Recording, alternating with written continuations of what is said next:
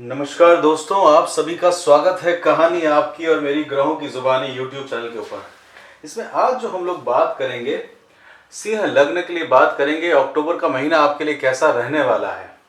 अब यहाँ पे सिंह लग्न के लिए बात करी जाए तो सिंह लग्न सूर्य जो है सभी ग्रहों के राजा हैं और वैसा ही आपका अपना नेचर भी है। मतलब आप देखें तो अपने आप को, तो आप अपने जीवन जो है वो राजा की तरह बिताना चाहते हैं और राजा की तरह रहते हैं। You are the king basically. और लग्न से अगर देखा जाए तो सूर्य जो है वो आपके कन्या राशि में चले जाएंगे 17 तारीख से। 17 सितंबर से लेके 18 अक्टूबर तक आपके सेकंड भाव में रहेंगे, यानी कि धन भाव में रहेंगे, कुटुंब के भाव में रहेंगे, परिवार के भाव में रहेंगे, खान पान के भाव में रहेंगे। यहाँ पे आप देखेंगे तो अपनी वचन और वाणी के ऊपर में भी कंट्रोल रखिएगा। इस समय में आप देख सकते हैं कि केतु ऑलरेडी अवेलेबल है। 2 तारीख को सूर्य ग्रहण भी होगा। वो देश में नहीं देखा जाएगा, भारत में नहीं देखा जाएगा, पर विदेशों में रहेगा। तो 2 तारीख को आप कोशिश करिएगा कि आप अपने जो भी मंत्र हो उनका जाप करें, जिससे आपको बेनिफिट मिल सके। 2 तारीख को जब सूर्य ग्रहण होगा तो उस समय दान पुण्य भी करना आपके लिए लाभप्रद रहने वाला है। और यहां पे आप देखेंगे कि सेकंड हाउस जो रहता है ये आपका आता है बुध की राशि यहाँ पे रहती है। बुध की मूल त्रिकोण राशि कन्या राशि यहाँ पे रहती है, आपके सेकंड हाउस में आती है। और आपका धनेश और लाभेश बुध ही रहता है। धन की कमी जीवन में देख रहे हैं तो बुध की उपासना इस समय में करनी आपको बेहद जरूरी है। और लॉटरी से लाभ मिलना और अष्टम भाव का रिफ्लेक्शन भी सेकंड हाउस पे पड़ता है। जब सूर्य वहां पे रहेंगे तो अचानक से धन भी आपको देखने को मिलेगा। राहु जो है वो अष्टम स्थान में बैठे हुए हैं आपके, तो आपके जीवन में कर्जा जो है वो आपको बढ़ाता रहेगा। साथ में सपोर्टिव एक शनि जो है वो अपनी ही राशि में बैठे हुए हैं, तो शनि भी एक दबाव बनाए हुए हैं अपने पार्टनर के साथ, अपने स्पाउस के साथ आपको अकेला कर देगा। इस समय में आपको दूर यात्राओं के ऊपर में भी लेके जाएगा। उसके बाद सूर्य जो है वो डेबिलिटेड हो जाएंगे, सूर्य नीच अवस्था में चले जाएंगे, उनकी एनर्जी कम हो जाएगी, तुला राशि के अंदर में चले जाएंगे। तो छोटे भाई बहनों से आपका कभी ज्यादा बनता नहीं है। छोटे भाई बहनों को आप देखेंगे तो सिंह लगने वाले अपने आगे किसी को नहीं देखते। और यहाँ पे सूर्य जो है वो 19 अक्टूबर को लेके 16 नवंबर तक आपके रहेंगे तीसरे स्थान में। तीसरा स्थान पराक्रम का स्थान होता है, छोटी मोटी यात्राओं का स्थान होता है, साहस का स्थान होता है। कोई आपके अंडर में काम कर रहे हैं, नौकर का स्थान होता है, साइन वगैरह सिग्नेचर वगैरह करते हैं, उसको ध्यान देने का आपको ध्यान देने की आवश्यकता है। यश अपयश का कारक भी रहता है। माता पिता की सेहत को रिलेटेड भी आपको यह रहता है। माता पिता की सेहत से रिलेटेड यूं क्योंकि नवम स्थान से सप्तमेश है, और नवम स्थान से सप्तमेश होने के कारण सूर्य जिस स्थान से सप्तम भाव में होता है वहां पे वो तो नुकसान करता है। साथ के साथ में चतुर्थ स्थान से 12वां स्थान है, तो इसलिए लग्नेश वहां जाएंगे तो माता पिता की सेहत का ध्यान देने की आवश्यकता इस समय आपको पड़ने वाली है। खांसी से रिलेटेड किसी तरह का हो तो वहां पे भी आप समझ लीजिएगा कि आपको सूर्य के उपाय करने हैं, यानी कि सूर्य के मंत्र जप करने हैं। गायत्री मंत्र का आप जप कर सकते हैं, साथ के साथ में बीज मंत्र भी सूर्य के आप करने से आपको फायदा देखने को मिलेगा। उपचय स्थान कहलाता है ये।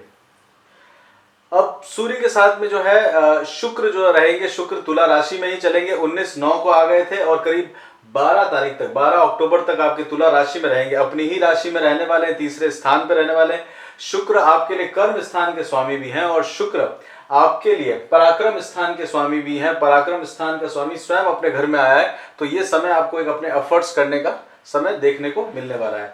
बुध के साथ में है, धनेश लाभेश के साथ में बुध जब आपके चल रहे होंगे कन्या राशि में, यानी कि 10 अक्टूबर तक कन्या राशि में है तो धनेश लाभेश का योग बना रहेगा। तो 25/9 से लेकर 10 अक्टूबर तक धन बहुत अधिक आएगा आपके जीवन में।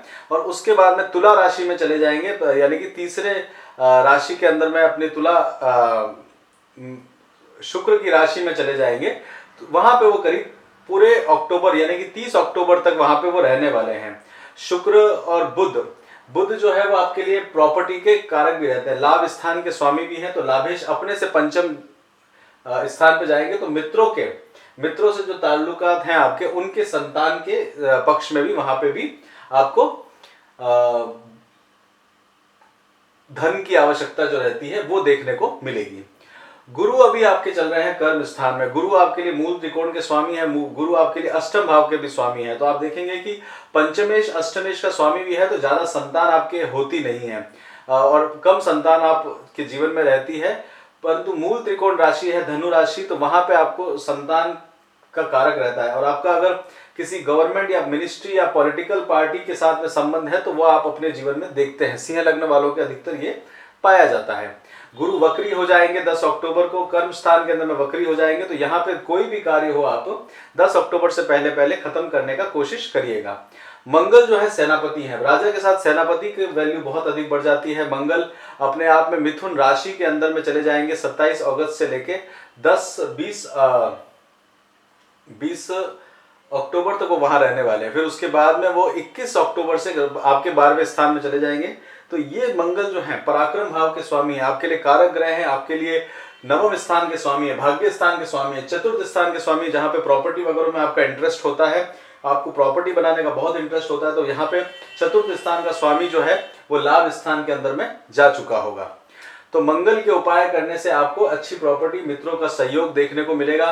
मंगल की चतुर्दृष्टि धन भाव के अंदर में रहेगी, परिवार के ऊपर में रहेगी, साथ के साथ में सप्तम दृष्टि जो रहेगी मंगल की आपके बच्चों के ऊपर में, संतान पक्ष के ऊपर में, अपने पढ़ाई के ऊपर में, बुद्धि के ऊपर में रहेगी। तो पूरी तरह से चेतना जो है आपकी जागृत रहने वाली है। और मंगल जो है अष्टम दृष्टि जो है शत्रुओं के ऊपर में रहेगी, तो शत्रुओं के ऊपर में विजय प्राप्त करने वाला एक अच्छा समय आपको देखने को मिलेगा। शनि जो है उनकी उपासना करने के लिए शनि चालीसा आप अवश्य करिएगा, गरीबों को दान पुण्य करिएगा, उससे शनि का प्रभाव आपके जीवन में आपको कम होते हुए दिखेगा। तो थोड़ी सी चिंता स्पाउस के लिए, कोई तरह का लिटिगेशन वगैरह हो, कोई तरह का कोर्ट केस वगैरह आपके ऊपर में हो रखा है, तो उससे आपको सहायता मिलेगी। शनि सप्तम स्थान में है तो कोर्ट केस वगैरह के अंदर में भी लेके चले जाते हैं। गुप्त रोगों से भी बचने की समय में जरूरत है। भतीजे से रिलेटेड आपको कोई काम हो तो वहां पे आपके अगर भतीजे की जिम्मेदारी आपको इस समय में आती है। कई बार इंडिपेंडेंट कार्य भी करने का मौका आपको इस समय मिलेगा। मतलब शनि जो है आपको पूरी तरह से मेहनत करवाने के लिए काम में लगे हुए हैं। सप्तम दृष्टि से शनि जो है लग्न को देख रहे हैं, तीसरी दृष्टि से भाग्य को देख रहे हैं, तो भाग्य बहुत धीमे धीमे शनि शनि चल रहा है आपका। तो भाग्य को तेज करने के लिए आप हनुमान जी की उपासना करिए। हनुमान जी के यहाँ पे तिल्ली के तेल का दिया जलाने से आपको फायदा देखने को मिलेगा। चलिए आगे बढ़ते हैं। किस तरह से डेट वाइज जब चंद्रमा का मूवमेंट होगा तो आपके लिए कैसा रहने वाला है। तो 1 और 2 तारीख को चंद्रमा सेकंड हाउस में आपके चल रहे होंगे, कन्या राशि में चल रहे होंगे। यहाँ पे घर परिवार कुटुंब के लिए आप एक अच्छा समय बिताने का आपको मौका मिलेगा। यहाँ पे आप अपने पूर्वजों को याद कर सकते हैं, वो आपके लिए बेनिफिट रहने वाला है। 3 और 4 तारीख को चंद्रमा तुला राशि में जाएंगे, पराक्रम स्थान के अंदर में चंद्रमा का मूवमेंट रहेगा। इस समय में अपने पराक्रम से आप आगे कार्य को बढ़ाएंगे। छोटी मोटी यात्राएं 3 या 4 तारीख को आ सकती हैं, 5 तारीख तक। 6-7 तारीख को चंद्रमा आपके चतुर्थ स्थान में चले जाएंगे, वृश्चिक राशि के अंदर में जाएंगे। घर परिवार कुटुंब के साथ में आपका ये समय बीतता जाएगा। किसी तरह से वाद विवाद में ना पड़े, माता का विशेष करके ध्यान देने की आवश्यकता रहेगी। 8, 9 और 10 तारीख को चंद्रमा नवम स्थान नवमी राशि यानी धनु राशि में जाएंगे। और ये समय जो रहेगा विशेष करके आप देख सकते हैं कि संतान के प्रति आपको कार्य करने की आवश्यकता पड़ेगी। अपने किसी भी प्रोजेक्ट के ऊपर में काम कर सकते हैं। साथ के साथ में गुरु की राशि है, तो गुरु अपने घर से 6ठे स्थान पे अष्टम भाव पे चल रहा है, तो अप एंड डाउन वाला दिन बना हुआ रहेगा। उसके बाद में चंद्रमा 11-12 तारीख को मकर राशि में जाएंगे। मकर राशि शनि जो है 6ठे स्थान के स्वामी केंद्र में आ चुके हैं, तो रोग ऋण और शत्रुओं से सावधान भरा दिन रहेगा। ये दिन बहुत ज्यादा आपके लिए खास रहने वाला नहीं है। 13 और 14 तारीख को चंद्रमा आपके केंद्र में आ चुके होंगे। केंद्र में आने का अर्थ है कि आप शनि के साथ में रहेंगे। शनि और चंद्रमा का विषयोग बनता है। यहाँ पे विशेष करके ध्यान दीजिएगा, किसी भी तरह के अदालत के कार्यों से बचने की कोशिश करिएगा। 15-16 तारीख को चंद्रमा मीन राशि में जाएंगे। अष्टम भाव में चंद्रमा का मूवमेंट रहेगा, राहु के साथ में रहेंगे। यहाँ पे आप देख सकते हैं कि राहु आपके रहेंगे तो इन-लॉज के परिवार की तरफ से आपको दबाव भी देखने को मिलेगा। 17 और 18 तारीख को चंद्रमा मेष राशि में चले जाएंगे। लंबी यात्राओं का समय आपका रहेगा। भाग्य का साथ इस दिन ले सकते हैं। हनुमान जी की उपासना करने से आपको फायदा मिलेगा।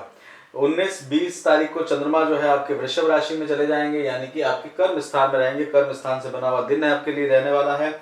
इस समय गुरु अवश्य वक्री होंगे, तो शुक्र के जैसा व्यवहार करते हैं। तो वाहन से रिलेटेड गाड़ियों, अगर आपको पॉसिबिलिटी है कि कोई किसी तरह का टेम्पररी गाड़ी का सुख भी देखने को मिले। 21-22 को चंद्रमा आपके लाभ स्थान में रहेंगे, मंगल के साथ में रहने वाले हैं। मंगल जो है इस समय में आपके 12वें स्थान पे चले जाएंगे। मंगल यहाँ पे डेबिलेटेड हो जाते हैं, मंगल नीच अवस्था में चले जाते हैं कर्क राशि के अंदर में। तो मंगल जो है उनके उपाय आप अवश्य करिएगा, आपके लिए बेनिफिट रहेगा। और मित्रों से आप लाभ लेने का कोशिश कर सकते हैं जब मिथुन राशि में रहेंगे 21 और 22 तारीख को। 23, 24 और 25 तारीख को चंद्रमा आपके 12वें स्थान में रहेंगे। 12वां स्थान बहुत महत्वपूर्ण स्थान है, अपनी सेहत का ध्यान दीजिएगा। किसी भी तरह की गाड़ी वगैरह प्रॉपर्ली चलाएगा, इस दिन को लिख लीजिए 23, 24 और 25 तारीख को। ये आपके लिए ध्यान देने वाला दिन रहने वाला है। इस दिन विशेष करके ध्यान दीजिएगा। गुरु भी जो है वो मृगशिरा नक्षत्र के अंदर में भी वक्री हो जाएंगे।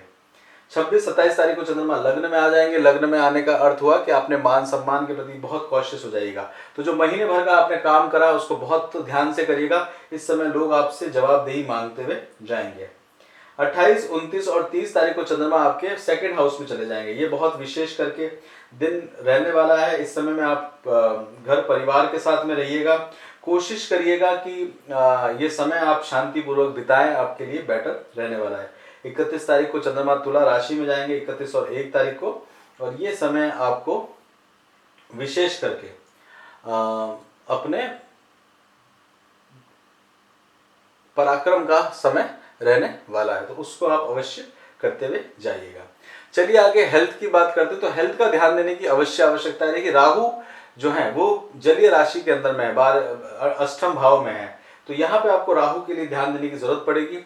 शादी के लिए अगर इस समय विचार कर रहे हैं तो इस समय में रुक जाइए। देखिए विवाह योग में अगर आप देखें तो सप्तम भाव में शनि चल रहे हैं। शनि जो है वो अकेलेपन के कारक रहते हैं। सेकंड हाउस का स्वामी जो रहता है वो कुटुंब का रहता है, वहां पे भी केतु चल रहे हैं। तो इस समय विवाह का योग जो है अक्टूबर के अंदर में अभी आपको नहीं देखने को मिलेगा, बट एक विवाह का योग आपके लिए बनता हुआ दिखेगा जब शुक्र आपके चतुर्थ स्थान में आएंगे और गुरु जो है वो आपको एक वक्री अवस्था के अंदर में बनते हुए दिखेंगे। तो एक विवाह का योग आपके जीवन में लेके आएगा।